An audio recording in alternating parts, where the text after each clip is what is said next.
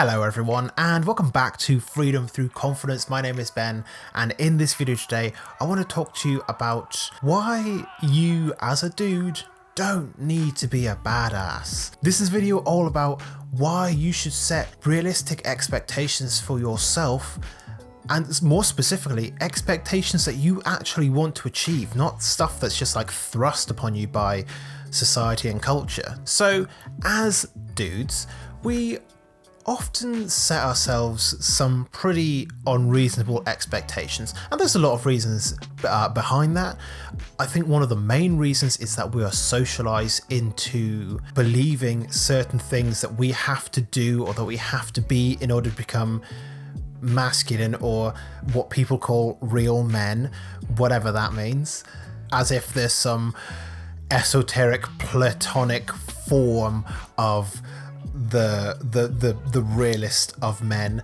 Like, there is so much expectations that you have to take on board in order to reach this unreachable goal of becoming a real man. So I want to talk about that in this video today, because I want you to be able to set reasonable expectations for yourself as a man, because when we set unreasonable expectations for ourselves and we can't live up to that, we feel like a failure, or we feel like we are not, again, a real man, because we aren't super fit and muscular, or maybe you aren't going to the club every weekend and walking out of it with 4 supermodels and jumping into your 2-seater Ferrari and driving in a very dangerous way, because how on earth are you going to fit 5 people into a 2-seat Ferrari? And then going back to your big penthouse, and well, it speaks for itself. And that's a very extreme example of expectations that are set for guys, but a lot of us as men are expected, and let me be clear, this is not something that any one group of people put on us. This is a social expectation that we all tacitly agree to when we try to live up to this expectation. This expectation that at all times you have to be this stoic, emotionless person, that you have to be the leader, that you have to take charge of everything, that you have to be strong and fit and muscular, that you have to know how to change the oil in a car, otherwise you're not a real man, that you have to know how to build a fire out in the wilderness, because in the off chance you get dropped into the wilderness and it's not part of a Bear Grylls documentary, you must know how to survive as a man. Now, I'm not saying that it's, stupid to learn survival skills, because of course it is. Like, survival skills are great, but they are not necessary components of you being a man. You don't have to like sports to be a man. When we set all of these expectations on what it means to be a man in this day and age, what we're really doing is we are precluding ourselves from engaging in the things in life that we might truly enjoy. So, for example, relatively speaking, I'm a pretty masculine dude. I'm nice and big and broad, and I've got a beard. The glasses and the ginger hair don't help too much, but like everything else is pretty much fine. I'm confident, I'm a decent leader, I'm ambitious, and all these things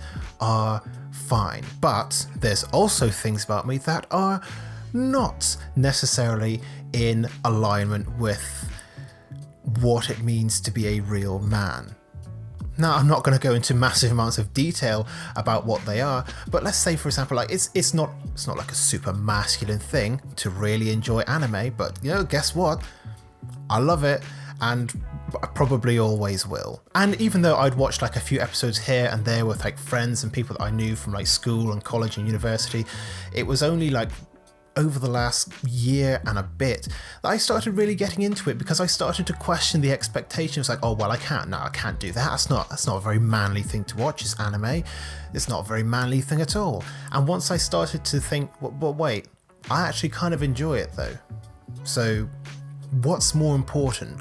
Me enjoying something that brings me, a certain amount of happiness and satisfaction, or holding myself up to an expectation that I'm never going to reach anyway because it precludes people who have, let's say, my proclivities. So I would encourage you to ask yourself, what's more important, living a life that you enjoy or having to hold yourself up to this standard of becoming a super badass, a man amongst men, a god amongst men, if you will. You see this a lot on Instagram, for example. Like, you'll see someone that will post like a David Goggins motivational image, and Goggins is looking all fit and stuff, and he's saying something about mindset and, going and working out and other stuff that Goggins does, and respect to him because he does his thing and it's great, and what he's overcome is amazing. And I really enjoyed his book called Can't Hurt Me, so go and read that. It was actually really good.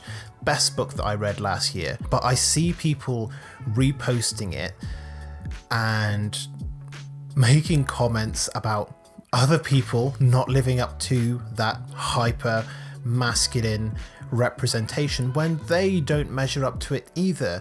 And ultimately, it's making the people that they're criticizing unhappy, it's probably making them unhappy, and it doesn't actually lead to anything positive. So here's the truth about the expectations that we have about ourselves as men. You do not have to be a certified badass in order to be a real man. I could create an entire video about why that particular social construct is the way that it is and why it's so prevalent in our society now, because it's not the way that it always was.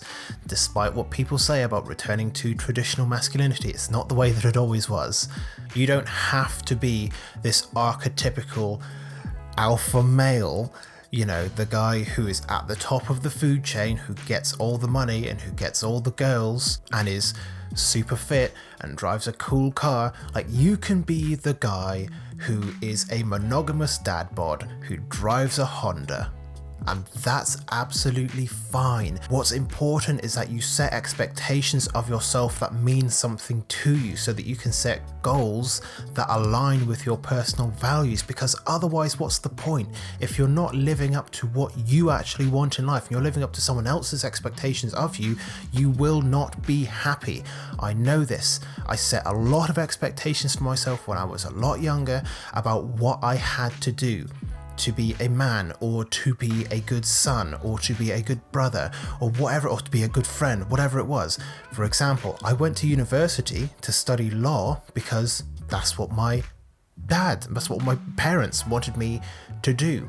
And I thought that, it was expected of me as a good son to go and do that. And I got a year in and it sucked and I hated it and I was getting depressed and it was awful. So I went and I did what I wanted to do instead. I got a degree in psychology, and I was a lot happier because I was living up to an expectation that I had of myself, because my expectation of myself and my values was to find a way to help people.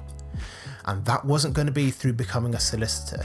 It was going to be through learning how people work and how to help them. So set your own expectations of yourself, and then make sure that you are living up to those expectations. And if they need to be adjusted, then adjust them. But make sure that you are aligned with what your values are as a man, or if you're watching this, as a woman, or as any other categorization of person, as a trans man, as a trans woman, as a non-binary person, as whatever or whoever you are.